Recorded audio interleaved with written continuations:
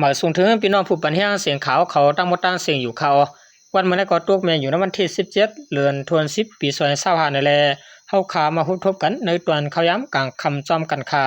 ตอนดาคำขึ้นวันเมื่อไรก็ข่าวเลยยิบดอกดัง3หัวข้อข่าวเสียที่มาต่างถึงในพี่น้องผู้ปัญญาเขากว่าอยู่เขา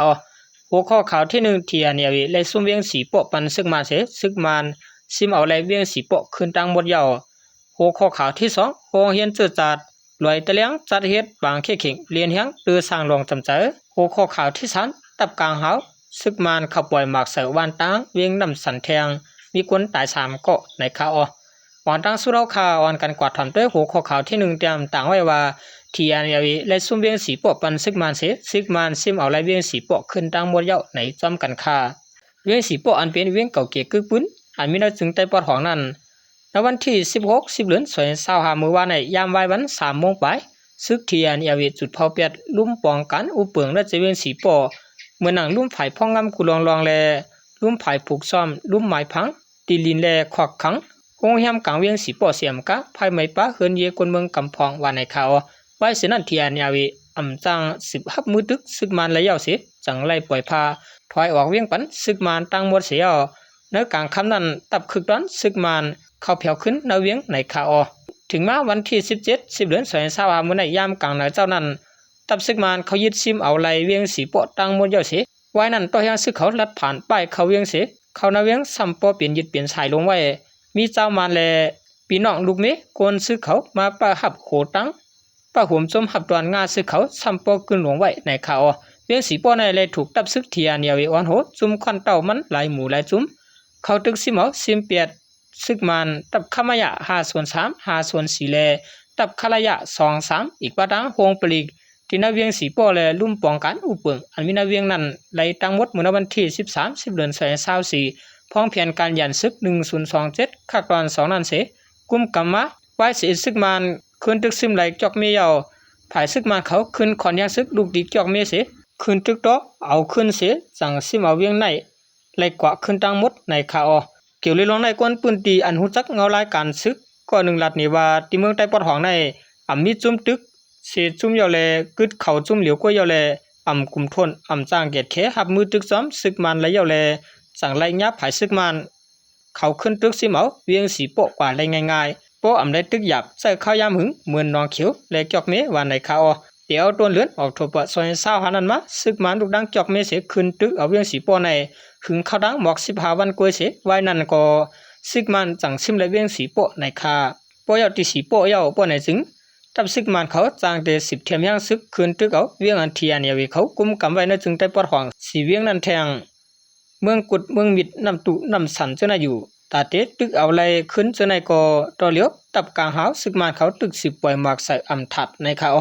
ว่าข้าตอนดาข่าวเงาหุ่นในเขาเลยปึงเอามาตีเงาเลี้ยงหุ่นบ่เขาเตรียมต่างไว้มีหนังในเขา10เสนาเอาข่าววันการกวาดทำด้วยหัวข้อข่าวที่2เตรียมต่างไว้ว่าคงเห็นเจอจัดลอยเตียงจัดเฮ็ดบางเข่งเรียนเฮียงตือสร้างรองจำใจในจำกันค่าเดี๋ยววันที่16 17 10เดือน2025ที่โรงเรียนเจอจัดจันเงาจันกลางเงาจึงลอยเตียงและจัดเฮ็ดบางเข่งเรียนเฮียงอีกทั้งคู่เลยลูกเรียนจันจอมจันสูงจันเงาจันกลางโรงเรียนต่างรัฐเข้าห่ม3ปากไว้ในข่าวที่ในบางเรียนเฮียงในที่มีหมักหนังจ่ายใหญ่และสายเล็กหมักหนังยิงใหญ่และยิงเล็กหมักปิงปองบาสเกตบอลหมักซ่องไว้และแคชจันเจือกยอกถงโดยเช่นนั้นยังมีจันหางป้าแทงในข่าวผู้กองโรงเรียนจันเงาจันกลางครูใจสื่อหนุ่มลาติสีขาวได้ลดแล้วว่าอันไรจะเฮ็ดบางเข่งปองในแต่ยังอันตาสร้างรองจำใจกันแล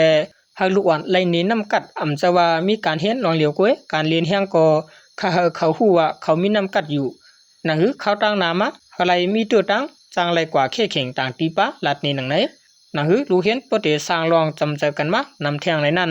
มีป้าปางกินข้าววันหัวหมูปะจำกันในข่าวเมื่อวันตั้งยามมีปางเข่งเรียนเฮียงตีโรงเรียนเจอจัดในอยู่เสตา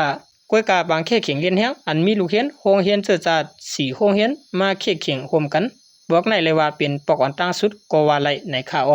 พอข้าตอนดักข่าวเงาหัวในก็เขาเลยปึงอิงเอามาติดใจรถแล้วเขาเตรียมต่างไว้มีหนังในข่าว10เสนาเอาข่าววันกันกว่าทำตัวหัวข้อข่าวที่3เตรียมต่างไว้ว่าตับกลางหาวซึกมันเขาปล่อยหมากเสือวานตางเวียงน้ำสันแทงมีคนตาย3เกาะไหนจำกันค่าย่านของสีซึกมันเอาเฮือมินเขาปล่อยหมากลงเสือในวานหัวเมือง เวียงนำสันจึงได้ปลอดหวังอันตับซึกดังที่อันยาวเขากุมกำไว้นั้นเฮ็ดให้กวนวันและลูกตายทั้งตีกว่า3เกาะในคาอเมื่อวันที่17เดือนออโตปะเมื่อในยามกลางดึกหมอก7โมงนั้นของสีซึกมานเอาเฮือมินตึก7ไฟตาลำหนึ่งมินเข้าปล่อยหมักลงแสนอันมีน้ำหนัก5ปากปองนั่น2ลูกล่วงเสาแลกวนวันตาย3เกาะและบาดเจ็บ2เกาะเพิ่นเยดูก่อยกว่าอำย้อม3หลังในคาอกวนพื้นที่เขาลัดในที่สื่อข่าวเขาว่านั่นไหนมีเฮือมินมาปล่อยหมากลงเสาที่ในวันหัวเมือง2ลูกตึงยากวนตายทั้งตีกว่า3เกาะอูลุงเกาะ1แลนางหญิง2เกาะลูกตายกว่าเฮือน3หลังแต่ลูกก่อยหมดมีอันเดียวเสียอีกยาวเพื่อนอันกึดซื้อนั่นก็เตือนยาป้าอยู่เสียตะก้อยกะป้อหางหายขาวันไหนย้อนมากันของสีซึกมันเขามาปล่อย2ลูกนั้นตกแดกใส่ในวานหูเมืองเสียเตือนยากวนตายกว่า3ก้อนนั้นแต่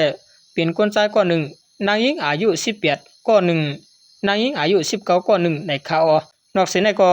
วันที่17เดือนออโตปะยามกลางไหน8โมงเหมือนในก้อยหนังเก่ามีเฮอมินตึก7ฝ่ายตาเข้าปล่อยหมากใส่ที่หิมโคเฮียนจันสูงอัฐการ1เวียงนำตูนั่นเสียเตือนยานางหญิงไหลมาเจ็บ3เกาะไหลหูเทียงหนังไหนขาวันวันที่14เดือนออโตปานั่นก็ย้อนเฮอมินเข้าปล่อยหมากลงใส่ที่บ้านอุมัดจอนเจเวียงนำสันนั่นแลเฮ็ดให้ลูกอ่อนและลูกตายทางตีกว่า2เกาะและมีคนมาเจ็บเทียง3เกาะในคาในขณะ2วงปลายในย้อนของสิซึ่งมาเอาเฮอมินปล่อยหมากใส่วานแลเวียงในนาลินตับซึกเทียนยาวเขากุมกำไว้นั่นเสเฮ็ดให้มีคนตาย36เกาะนั่นลูกอ่อน6เกาะและมีคนบาดเจ็บ40เกาะนั่นป้าลูกอ่อน10เกาะว่าในข่าวว่าคาดอันดาข่าวเงาหัวในก็ข่าวเลยปึงอิงออกมาตีเงาเลี้ยงหุ่นมาเขาเตรียมต่างไว้มีหนังในข่าวเหมือนสูงต่างเสียงขา